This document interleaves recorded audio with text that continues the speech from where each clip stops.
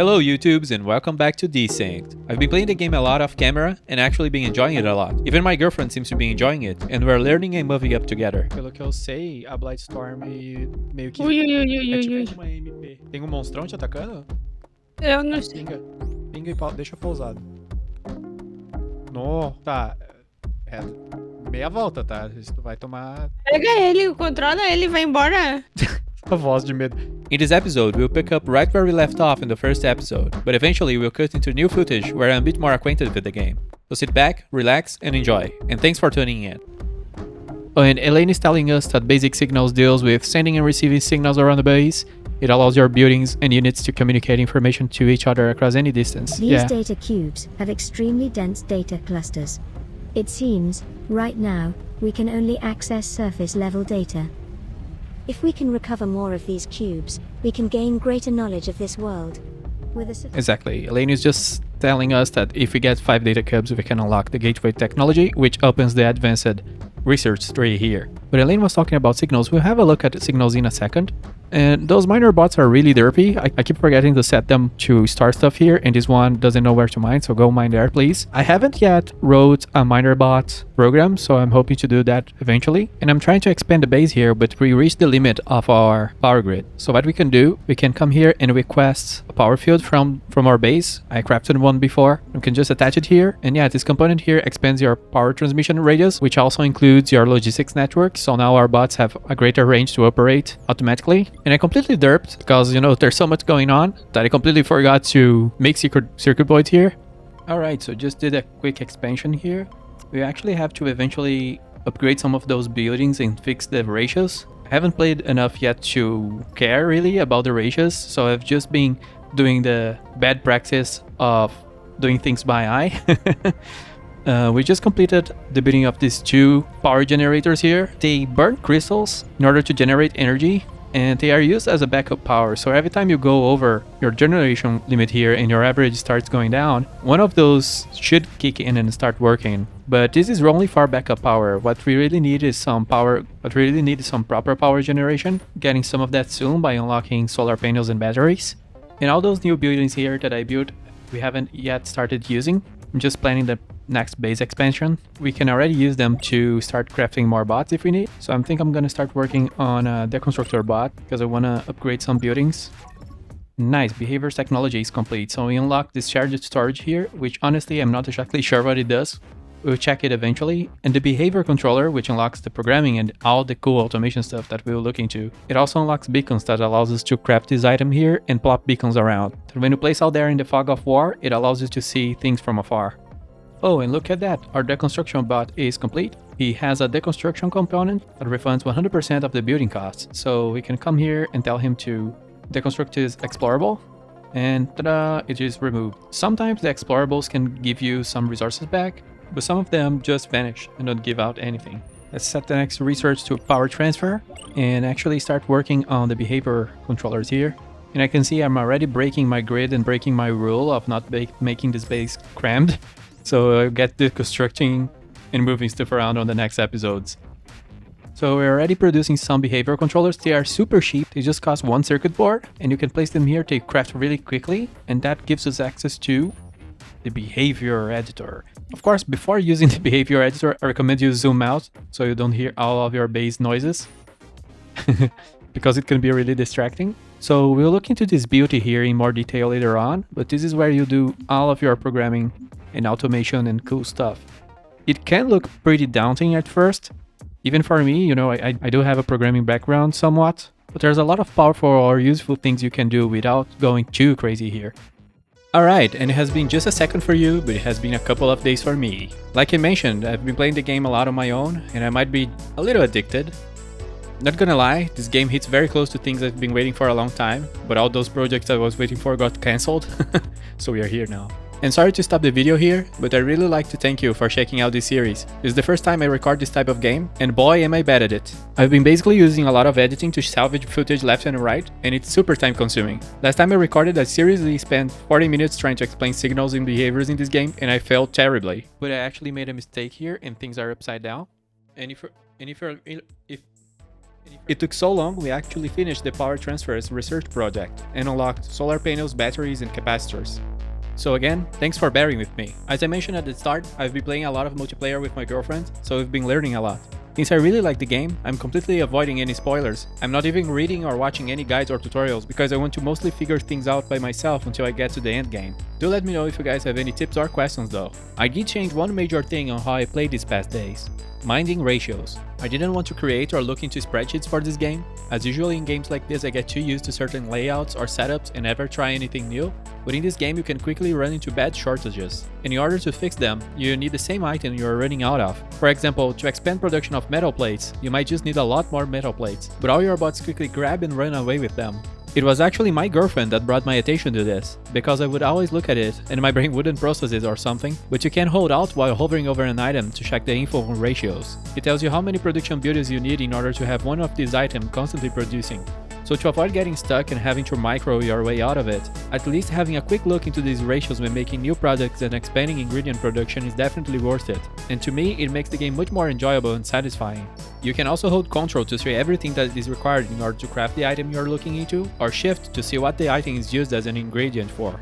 This is a really great feature to have in the game already, as it saves a lot of time and you don't need to keep a spreadsheet and 10 wiki tabs open to remember everything. I'll probably be doing a tips and tricks video on this game once I'm done being a noob, and for now, this would be the first tip on the list. Without further ado, let's get back to the episode. Okay, and we are back at the game. Man, I'm feeling like Gandalf, you know, on that meme. My command center is full and I have no storage, so let's fix that right away. I'll also build some storage here for the miners, so they can drop off stuff here without causing too many traffic jams. We've unlocked behavior, so we can start automating things for real. To use behaviors, you need those behavior controllers here. And behaviors are the programming in the game. That's how you achieve some serious automation.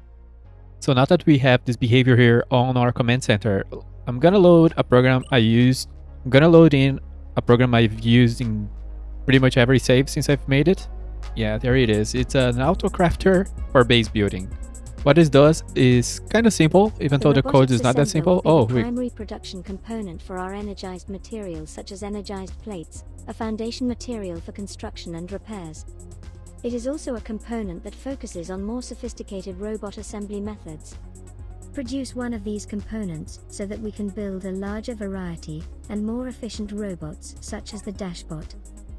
Very nice, we've unlocked basic robotics here, so we can do robotics assembler, a Dashbot, which is a faster bot that has more capabilities, and we've locked a few more building shells here, an energized plate.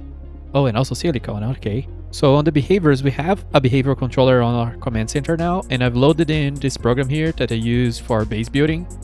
What it does is it reads the buildings within its visibility range here. If you hover your mouse over on the bottom left, you can see on the stats that this building has 500 durability and 30 visibility range. This yellow radius here is the visibility range. Your building via code, via the behaviors here, it can loop entities within this range. I used a stupid number here, but if we do this, so this entity can see things and basically interact with them within this range here. It can do over that. You can do that, but you need more technology. So what this program does, once you've set it up correctly, you play it down here and it starts scanning for building projects around this radius, and it found one here. You can see that construction. If you hover over the mouse here on this parameter, it will show that the building is targeting this blueprint here. Hope you can see the yellow outline. And it realized that it needs a turret. So this behavior here has already requested from our assembler to craft this small turret. Again, I'm gonna remove this here so you can see it in action. I'm gonna restart the program. And there you go. It ordered a turret by itself without me doing anything. So every time we build anything inside this radius, it's gonna order stuff to craft and to complete the building project.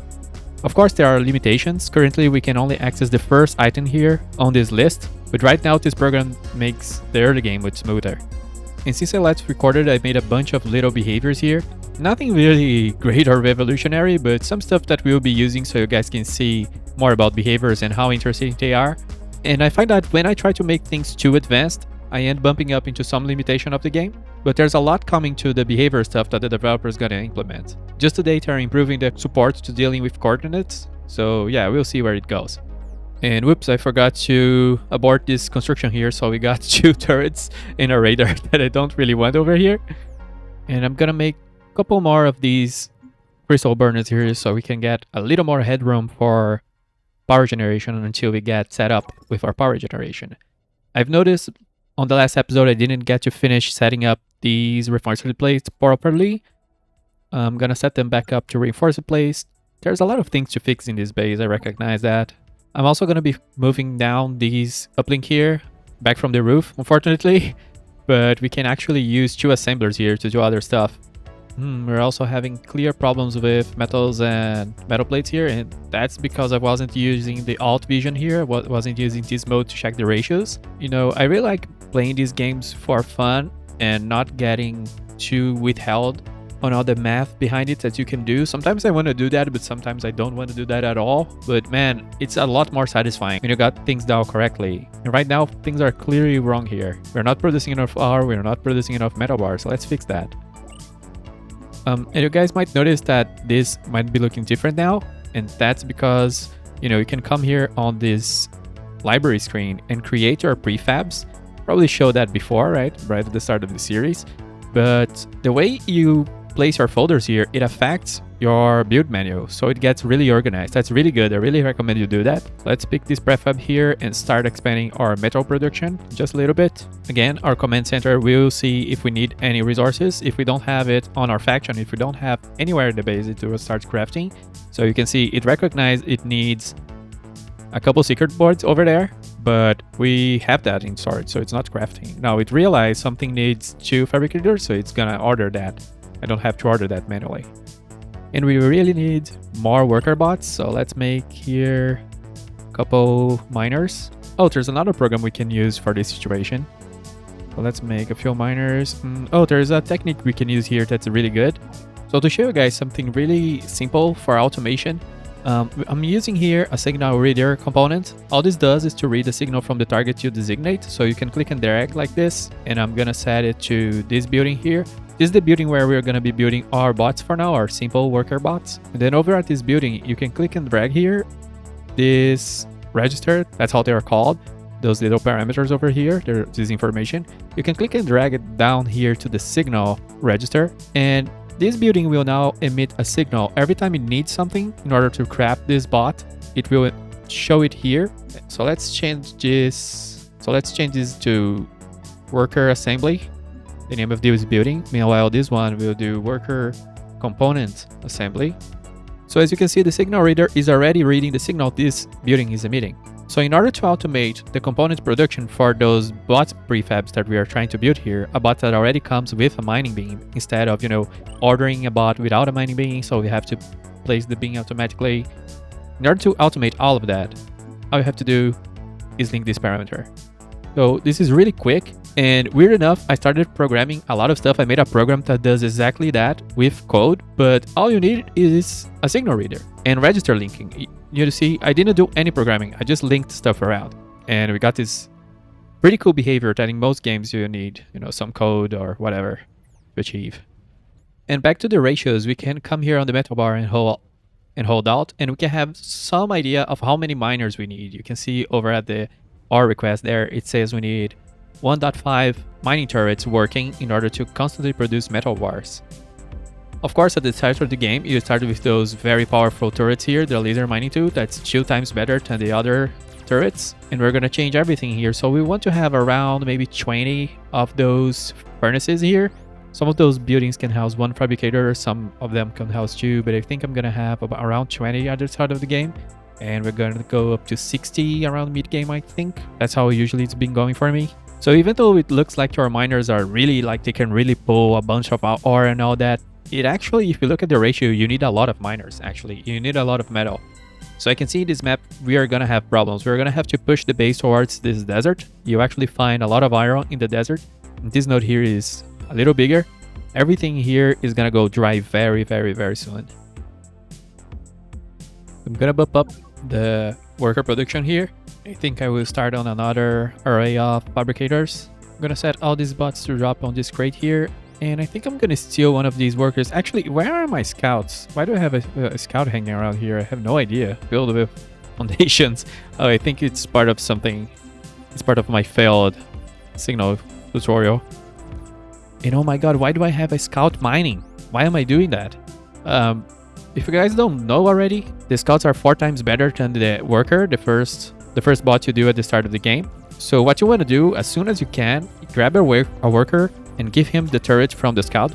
Try not to lose this turret because it's expensive and kind of rare at the start of the game. And then you're free to use your scout to move around, you know, get loot, get good loot, or tell them to work on as a hauler. They are much faster, much better than the other bots. And over here we are building outside of our power network. You can see the overlay down there. I'm gonna build one around here somewhere. Yeah, and our power relays are gonna be a little messy until I can deploy a bot that will build those relays for us. And man, I don't know what I was thinking, but we have very little resources around the base. We are gonna have problems very quickly. I'm gonna start pushing, I think, towards this crystal chunk here, and we're gonna have to start pushing towards into the desert. But oh, there's a meteor node here, so maybe if we push this direction, we can start mining bigger nodes. I'm gonna do that real quickly and be right back. Alright, these punctual efforts are in progress. We have a bunch of miners now, so we don't have problems with iron ore anymore. We do have problems with crystal chunks. We're gonna be solving that real quickly. I've built around 5 or even 10 more haulers, so stuff is actually getting built. 2 new power relays here. And I'm the only one that calls those relays, I think so. Those are called the power fields. They expand your power field here. You can see it's going much further now. And man, does this crystal chunk look juicy. So one thing it took me a while to realize, but when I realized, I was like, oh man, I'm so smart. You can actually place mining turrets on buildings. And what's funny is this is probably the first thing I said on the previous episode. You could actually give this mining turret and place it on the building, but I didn't realize yet you can actually use that for something useful. Those nodes, they last for a while, and at the early game you can speed up your progress by using those buildings with 2 mining turrets on them. And what's best is you can see here this drone, and they use 15 power. Right now it's using 30 because it's using the mining turrets. The buildings, however, they are just free shells. They don't spend any energy when they are not doing anything. For example, this turret here is not doing anything. Another thing that I stopped doing was overproducing metal plates. If you look at the ratios, you don't need a whole lot of metal bars to make metal plates, and actually metal plates are not used so much as the metal bar. So you don't need way too much of this at the start. It's better to overproduce it and go crazy a little later on, so you don't waste time overproducing this. But we're gonna need a few more metal plates here at this point, actually. Oh, and I don't know how people are building the relays right now, but if you count 1, 2, 3, 4, 5, 6, 7, 8, 9, if you look at it with the power overlay on, you can see that you get pretty good coverage doing things this way. Not only that, this building here isn't so far from the network that they won't build it. I believe the bots will build it, even though it's a little outside of the network. But what I really like doing is actually spacing those a little further, so making 12 by 12 squares of those buildings. I actually made a bot that plays this construction. We're gonna see it soon. That way, if you're like me and you don't like to have these little posts everywhere, you can have a pretty good looking base with good coverage. I was getting really annoyed because just like in the save here, I was building the relays everywhere, anywhere, and it got old. So, oh my god, what is this? Why do I have everyone sitting now? Oh, because I built the default worker. Yeah. By default, these bots here, they don't turn on. So they've just been sitting here for a minute or two doing nothing while consuming power. God damn it. Oh, and that's great. I did an oopsie. I didn't realize those damn miners weren't mining where they were supposed to. So they were doing something weird over there on the corner. Now we need to rush. This is a good showcase of what can go wrong in this game, right? If you look over here, we are only generating 500 power. We need 1000. So just like Factorio and other similar games, our efficiency is down by a lot. Everyone is moving slower. Even our scouts are sluggish. Our crafters are working slower. Everything is coming down to a crawl. All we need to do is get these miners back to work and the other haulers delivering crystals to our power generators, and everything will be fine. Once I sort out the issue with ore production, crystal production, we can start working on solars. It's probably for the best, really. That's what we have to do like as soon as possible. And if you do the same oopsie as I did here, you can go around shutting down buildings. Some stuff won't be using power anyway, so it won't help you. And in our base, we can open the control center down here. The problem is I built too many workers, so it's not really the fault of anything here. Nothing is at fault. It was me making too many bots too quickly without realizing that we didn't have enough crystals. So that's why I say keep an eye over here. If you see something with 2 downward red arrows, you might be having a problem soon. If you have something at 0, you're gonna get stuck. So yeah, here's another example of how you get stuck. Those guys are filled with crystals. We need crystals in order to, you know, get back in the game. But no one is taking their crystals, no one is delivering crystals here to the construction. So what you have to do is manually micro and get your way out of whatever crappy situation you've put yourself into. Oh, and on the relays, if you want to expand them manually, just count from here. You are at the 9th tile away from the other relay. So just count 10, 11, 12. And that should give you a perfect coverage if you build squares of 12 by 12 power relays. And here's some early usage of behaviors. I've made this program here when I was playing. It's really simple and kind of silly. All it does is it goes through a list of places to pick up items from and tries to pick up everything.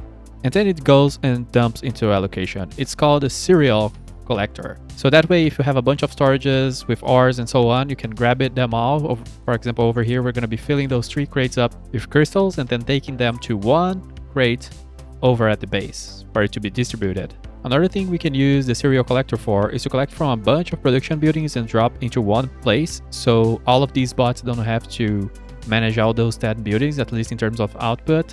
So for this program, you just do a bunch of click and dragging. I'm not sure yet if there is a faster way to define all these parameters. I don't think so. I think that's how you target stuff. So with that, this little bot here, it's a very weak bot. It's very slow. It only has 1 inventory slot, but it will clear out these buildings one by one. You see it already cleared the first one. So instead of relying on the network, of course, we can come here and select every building and control right click on wherever we want to go. And we're going to move all our base to grab those items and move there. Over time, this isn't really efficient. Eventually, you're going to get stuck. You can see we're starting to do some traffic jams. You don't want to have 1,000 bots dealing with 1,000 orders like that. You don't need that.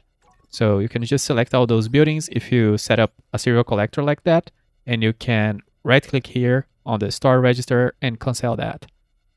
And by the way, if I haven't shown that, I hope I did, you can select a bot and control right click a building, and it will fill this storage register here. That's how it's called. So whenever the bot is filled, you can see this bot here is already filled and stopped working. You can control right click or just click here and click on the building, and it will store all the excess items it has. And the problem with what I just showed you about setting the storage block here to this place is the bots are only gonna drop those ores when they are full, and you can easily create traffic jams at the start. And we're still pretty much on the early game. We didn't really play this safe for too long. So something that I didn't really test that I did and it worked well enough is this program here, collect from entities at target. It's a really short program, and all it does, and of course when I say programs, I'm referring to behaviors. The idea of it is that you tell it an area to go to, and it will look everything around it, and it will try to collect the item you define it to collect. So to set it up, we're gonna set it, hey, come here, and I want you to collect iron ore, and I want you to drop it here actually. And let's play it, and let's see if this guy will do his job. So yeah, he reached the destination. And I forgot one little detail, that this program is a little bit more advanced because it uses signals. So honestly, I only use signals in Factorio when I automated something related to the nuclear reactor, but that was so many years ago that I don't really remember. I remember having a hard time as a programmer learning the basics of signals without checking any tutorials on Factorio. It really went over my head. I probably should have just looked at tutorials actually. I wasted so much time trying to learn on my own. So what you need to do here, you have to, for each miner, unfortunately, I'm gonna see if I can do this program a little more friendly, but I use it for smaller mining squads, not for like a bunch of miners like this. But I need you to come here and link for every miner you have that you want to collect from, like this. I need you to actually signal that it's carrying ore. Because, you know, right now, we can't really read the inventory of other units. Because if you could, yeah, I wouldn't really do this. Are you sure about that? Oh, wait, what? Oh, wait, I'm dumb. You can actually count items from other entities. But let's just pretend we can't. All right, so now this guy is gonna look into all these miners around him. He's gonna check their signal. He's gonna see that they have ore in them, and he's gonna interact with them. But I actually forgot a line of code here. Or in visual programming terms, I guess an instruction node. So we check if we have space for more ore. If we don't, we just go back to base. And there it goes. The little guy is now collecting directly from the miners instead of waiting for all these miners to do anything. So these miners here become mobile, static mining turrets, I guess. They just mine. I think I have a suspicion in this game that if your miners are moving around and doing hauling jobs, you know, like these guys are doing here, you're doing something wrong. Or your storages are full, because this is going to be full really quickly. You guys can see this is already full. This one is going to get full pretty quick. And I really suggest when you have a bot that is programmed like that you're using a program, that you name him, let's say ore collector. That way you can easily access him from the unit screen here. Not exactly easily, but at least you can see all the names from here, you know, if you lose him in the crowd. But what you really want to do is set up this visual stuff here. You can, for example, maybe do this. So you can tell, hey, this guy is programmed, or you can do whatever really. If I haven't shown it already, whatever you set to this register here, to this slot, it's going to show above your bot. So you can really set it to anything. For example, we can put this icon here or anything else. I think for my automated haulers, I'm using this filter. I don't know if one day it will poorly interact with one of my programs. It probably will, but it's gonna be funny when it happens. So yeah, that way we've improved our hauling a lot. And I know these videos are long and I've been talking a lot, but you can do this really quickly. If you look at the research screen here, you can go straight to behaviors. And if you have, like me, a library of behaviors over here of a bunch of stuff you can do, everything you saw here is probably on the transport stuff. This here is broken. That's not gonna talk about it. So you can barely start your game and you can already have a bunch of smart bots doing stuff. I'm gonna turn back our production because they were shut down because of our power crisis. We're already getting back on track with the crystal chunks. I'm gonna tell these buildings here to construct as fast as possible. And again, regarding behaviors, the behavior controllers just cost 1 circuit board and they are very powerful. And talking about missing your bots in the crowd, there is this component here that is easily overlooked, the signpost. It says it shows text instead of the visual register. At first glance, I didn't really understand what it does until I poked around and realized you can right click it and set sign. I don't think there's many things in the game that you have to right click in order for it to work. But this one here, you can just say anything. So we have the Deconstructor selected. Let's say we want to show the Deconstructor text above it. That's a little overkill, but you get what I mean. This is pretty cool. And this guy here will be the junk bot. So let's gonna name them like that right now. Usually I wait a little bit until I get better robots, until I start adding this kind of behavior here. But we have a couple of behaviors I want to show you guys that are really useful for the early game.